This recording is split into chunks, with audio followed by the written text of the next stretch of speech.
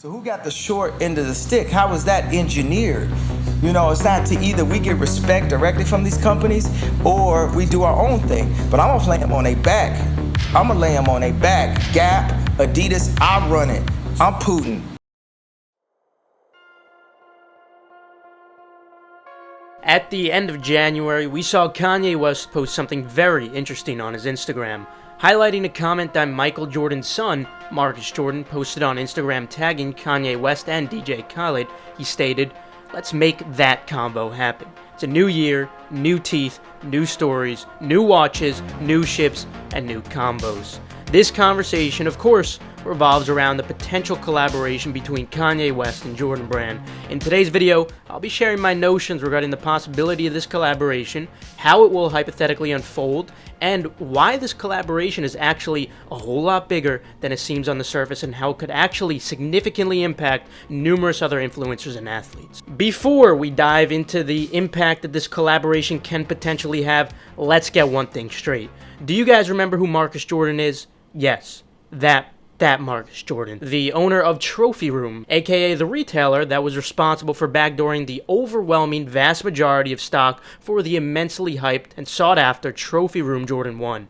In fact, the situation was so bad and blatantly obvious that Marcus Jordan actually had to address it on his social media before the release, essentially attempting to deflect responsibility, although no evidence whatsoever was ever provided to substitute these claims. Sneaker backdooring is not an uncommon practice for many retailers, but this situation in particular was beyond comprehensible. I don't believe I saw one single winner over all of Twitter for that raffle, not to mention how obvious it was for even the regular individual who isn't completely immersed into the sneaker game. So if this collaboration were to hypothetically happen, and Marcus Jordan were involved in the conversation for whatever reason, it is safe to assume that this release will be a complete disaster. Being Michael Jordan's son, Marcus can essentially cheat the system and have his way with Nike.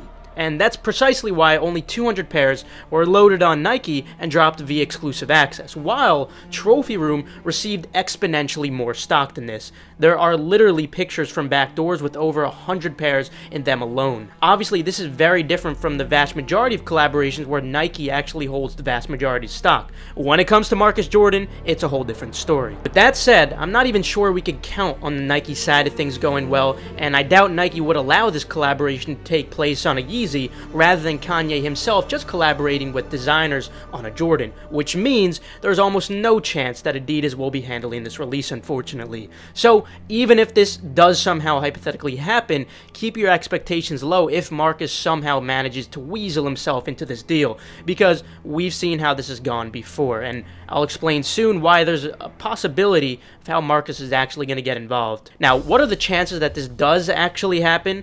Unfortunately, I'd have to say at this point in time in particular, I'd have to say quite low for a few reasons. However, this could very well change, and it all depends on Kanye West himself. When most social media influencers hint at an upcoming collaboration, it should be taken very seriously, but Kanye is an outlier, unfortunately.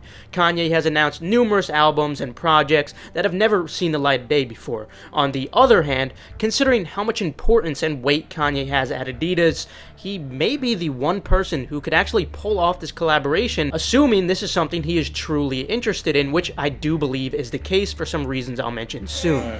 That's pretty one-sided, especially.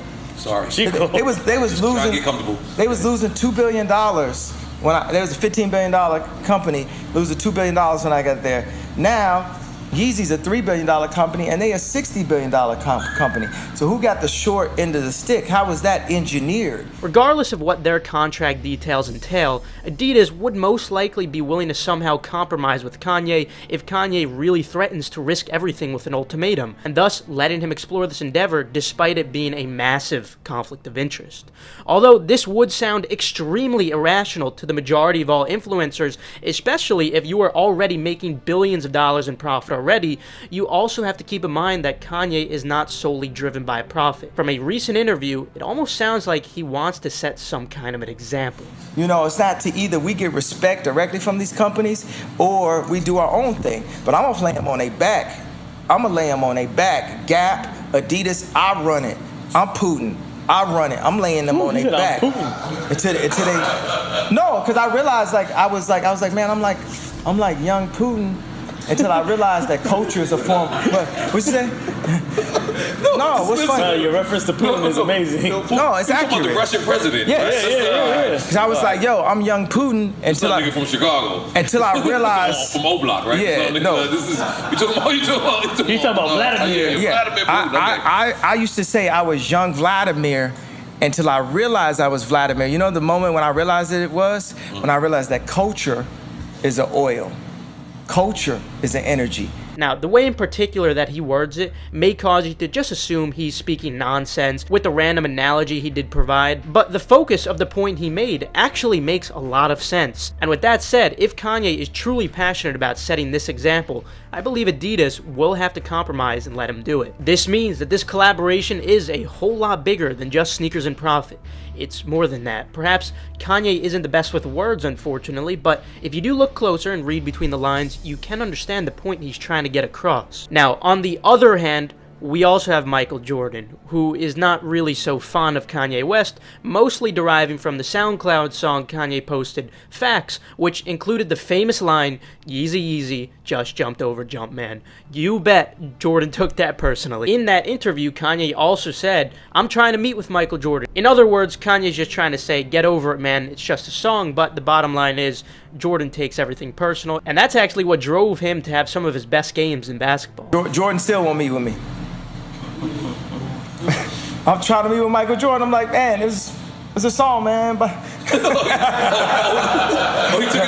But now, with that said, perhaps the only way this really does happen is if Jordan is convinced by his own son, Marcus.